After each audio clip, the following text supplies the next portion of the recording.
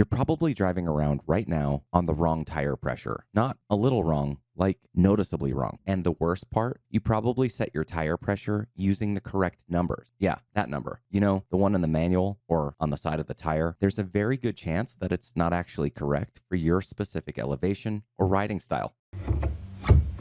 We all start at the same place, the owner's manual, which in and of itself is kind of an oddity. If you consult the index, you'll likely assume that you can find this information in the section marked tires and subsection tire pressure inspection and adjustment, located on page 221 and 222. Unfortunately, all you'll find there is some vague information, a couple safety warnings, and a reference to Table 5, but no address is offered. After memorizing the manual, you'll find that Table 5 is found in the section marked Safe Operations, subsection Daily Safety Checks, located on page 166. And even that misses the mark because the information you so desperately need is not on page 166, but tucked away on page 167.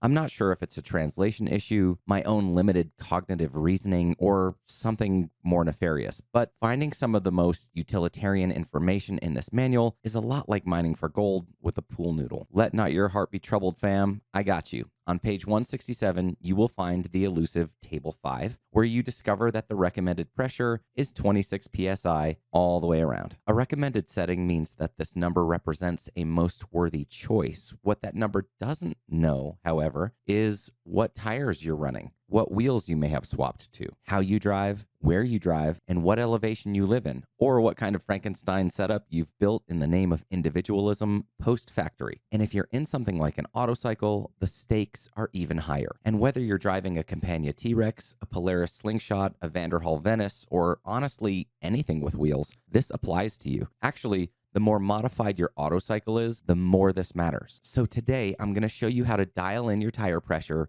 perfectly using something that costs about $1. Chalk, that's it. We're about to out-engineer guesswork with sidewalk chalk. Now, before we get into how to do it, I'm going to geek out a little bit about why you should even care, so feel free to use the chapter break in the description if you want to skip all this. For the rest of us nerds, this is something you should care about because this is one of those small things that makes a huge difference, which is why I like it so much. Tire pressure affects your grip, your handling, your ride quality, and how fast you burn through that expensive rubber. Too much pressure, you're riding on the center of the tire. That means less grip, a harsher ride, and you're wearing out the middle way faster than you should. Too little pressure, and now you're on the edges. The tire feels sloppy, response gets vague, and you're chewing up those sidewalls like it's your job. What you actually want is a full, even contact patch. Maximum rubber on the road, maximum performance, maximum life out of your tires. And here's the problem. The numbers you've been using, those are recommendations. They're just educated guesses. They're good guesses and they'll keep you in the zone, but they're based on a completely stock vehicle with average conditions and a driver who probably isn't you. The second you change anything, tires, wheels, suspension, added weight, you've basically invalidated that number. And that's not just an autocycle thing. That's basically the entire autocycle community. And honestly, most enthusiasts in general. So instead of guessing, we test. And that's where the chalk comes in. All right, just hanging out in the doghouse, getting ready to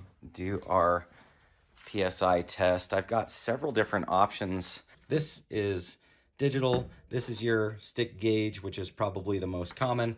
And then I've got one of these round guys. This one says that my tires are to the recommended 26 PSI. And then I measured it with this guy, and you can see that it's a little different here. This is saying almost 30. And then I measured it with this guy. It's pretty classic.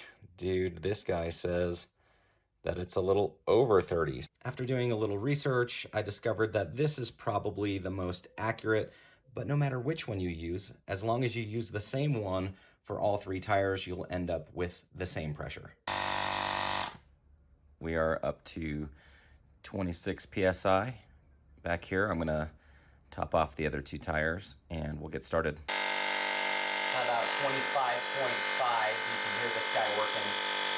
Then it stops at the pressure that you set it to. This is actually a really nice tool to have in your toolkit. It'll get you out of a bind. The battery lasts a good long while. The nozzle detaches, goes into the unit itself, and then it comes with a handy little carrying case. But you can inflate, deflate, and use it as a gauge, but I strongly recommend it. All right, so I've got the TRex at a starting point. I've got the road marked here. I've got another mark at about 100 yards down the road. And I'm going to put a mark on the tire, heavy and dark, with this sidewalk chalk, and we'll give it a go. You don't need to worry about your KTRC and power mode settings in this, because we're not going to be peeling out or doing anything crazy aggressive. In fact, what you really want to do is kind of roll on and roll off, not really hit your brakes all that hard if you can help it. You just want the tire to naturally hit the road as it should. So as you can see, I'm just going to take this chalk and mark the tire, and I want to get all the way across. And give yourself a nice big patch. So you can see I've got a chalk line on the front left, the front right, and the rear. Here we are at the end of our 100-yard test road, and you can see that I've got even wear all the way from left to right and down the sidewalls as well. All right, so I've got the tires marked up again. Here's the front left, front right, and I'm gonna ease it on down the road. Again, after traveling about 100 yards, you can see that I've got even chalk wear across the entire tire, from left to right, down the center, and on the sidewalls. And this is what we're looking for, a nice even wear pattern all the way across. If you do this chalk test and you find that you've got heavy wear on the outsides, but the center is heavy and dark, that means that you are underinflated and that you're running on the outsides of your tire.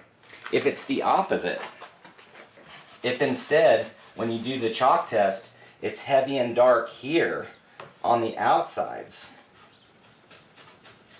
and the inside is all rubbed off, that means you're overinflated.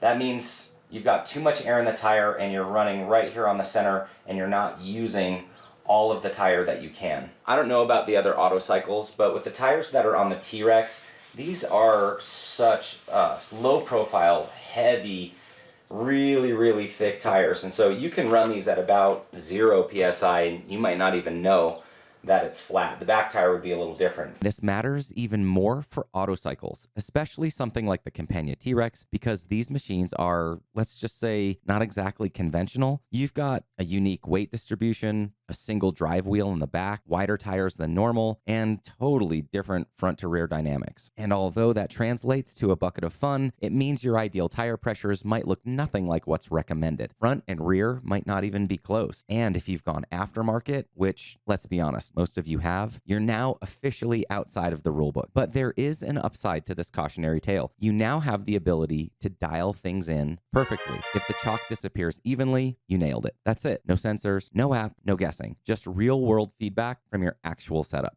This isn't about getting close enough. This is about making your machine feel planted, predictable, and actually tuned to how you drive. It creates a completely bespoke driving experience that's totally unmatched. And let's talk about money for a second, because you already dropped some coin on something crazy. There's no sense in adding insult to injury because tires aren't cheap. And if they're cheap to you, consider the hassle and downtime of replacement. If your pressure is off, you're wearing them unevenly every single time you ride. Center wear, gone early. Edge wear, also gone early. Do the chalk test, and suddenly your tires wear evenly, last longer, and perform better the entire time. And that's a rare triple win. If time and money isn't an issue for you, first of all, congratulations. But also consider the ride quality. This is the part you'll feel immediately. Too much pressure and your ride is stiff and bouncy. Too little and it feels sluggish and disconnected. But when you hit the right pressure, everything smooths out. Grip improves, confidence goes up, and it just feels right. Now, quick reality check. This isn't a set it once and forget it forever kind of thing. Temperature changes pressure, elevation changes pressure, your setup might change, your driving style might evolve. So think of the chalk test as your baseline. Run it, dial it in, and revisit it every now and then, especially if you travel for rides outside of your region. A quick chalk test after you disembark from your trailer, and you're off to the races, pun intended.